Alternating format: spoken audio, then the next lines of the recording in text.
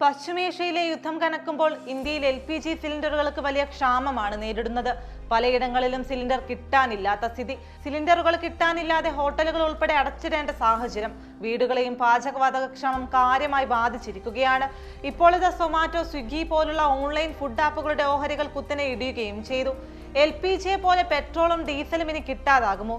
Social മീഡിയയിലടക്കം വലിയ പ്രചാരണമാണ് ഇതുമായി ബന്ധപ്പെട്ട് നിലനിൽക്കുന്നത്. ആളുകളിൽ വലിയ ആശങ്കയും. പലയിടങ്ങളിലും ആളുകൾ പമ്പുകളിൽ കൂട്ടത്തോടെ എത്തി ഇന്ധനം നിറക്കുന്നതിന്റെ വീഡിയോകളും ഉണ്ടായിരുന്നു. പെട്രോളിയം മന്ത്രാലയത്തിന്റെ കണക്ക് പ്രകാരം വർഷം 31 ദശലക്ഷം ടൺ LPGയാണ് ഇന്ത്യയിൽ ആകെ ഉപഭോഗം. ആവശ്യമായതിന്റെ പകുതിയിൽ താഴെ മാത്രമാണ് ആഭ്യന്തരമായി ഉൽപ്പാദിപ്പിക്കുന്നത്. ഇന്ത്യ ഉപയോഗിക്കുന്ന 31 ദശലക്ഷം ടൺ LPGയിൽ പകുതിയിലേറെയും വരുന്നത് സൗദി, ഖത്തർ, UAE തുടങ്ങിയ ഗൾഫ് രാജ്യങ്ങളിൽ നിന്നാണ്. ഇന്ത്യയിലേക്കുള്ള LPG ഇറക്കുമതിയുടെ 80 മുതൽ 90% ഹോർമുസ് കടലിടുക്ക് വഴിയും. അതുകൊണ്ട് തന്നെ യുദ്ധം ആ ഭാഗത്ത് അസ്ഥിരതയുണ്ടാക്കുമ്പോൾ അത് നേരിട്ട് ബാധിക്കുന്നത് നമ്മുടെ പാചകവാതക വിതരണത്തെയാണ്. എന്നാൽ പെട്രോളിന്റെയും ഡീസലിന്റെയും കാര്യം വ്യത്യസ്തമാണ്. ഇന്ത്യ ഇന്ന് അസംസ്കൃത എണ്ണ ഇറക്കുമതി ചെയ്യുന്നത് 40ഓളം രാജ്യങ്ങളിൽ നിന്നാണ്. അതിൽ ഏറ്റവും വലിയ പങ്കാളി ഇപ്പോൾ റഷ്യയാണ്. റഷ്യയിൽ നിന്നുള്ള എണ്ണ ഹോർമുസ് കടലിടുക്ക് വഴി വരണമെന്നില്ല.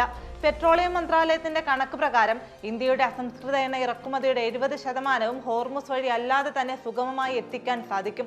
ഇന്ത്യക്ക് ആഭ്യന്തര ഉപഭോഗത്തെക്കാൾ കൂടുതൽ എണ്ണ ശുദ്ധീകരണ ശേഷിയുണ്ട്. അസംസ്കൃത എണ്ണയുടെ വരവ് തടസ്സപ്പെട്ടാലും വിതരണം മുടങ്ങില്ല.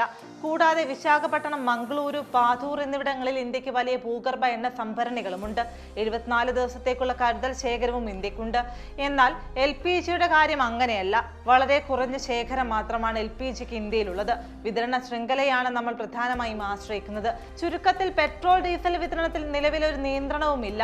കഴിഞ്ഞ ദിവസങ്ങളിൽ പോലും വൻതോതിൽ റഷ്യൻ എണ്ണ ഇന്ത്യ വാങ്ങിയിട്ടുണ്ട്. അതിനാൽ പമ്പുകളിൽ കൂട്ടത്തോടെ എത്തി ഇന്ധനം നിറയ്ക്കേണ്ട അടിയന്തര സാഹചര്യമൊന്നും നിലവിലില്ലെന്ന് സർക്കാർ വ്യക്തമാക്കുകയും ചെയ്തു. പെട്രോളിന്റെയും ഡീസലിന്റെയും വിതരണത്തിലും ലഭ്യതയിലും നിലവിൽ ആശങ്ക വേണ്ട.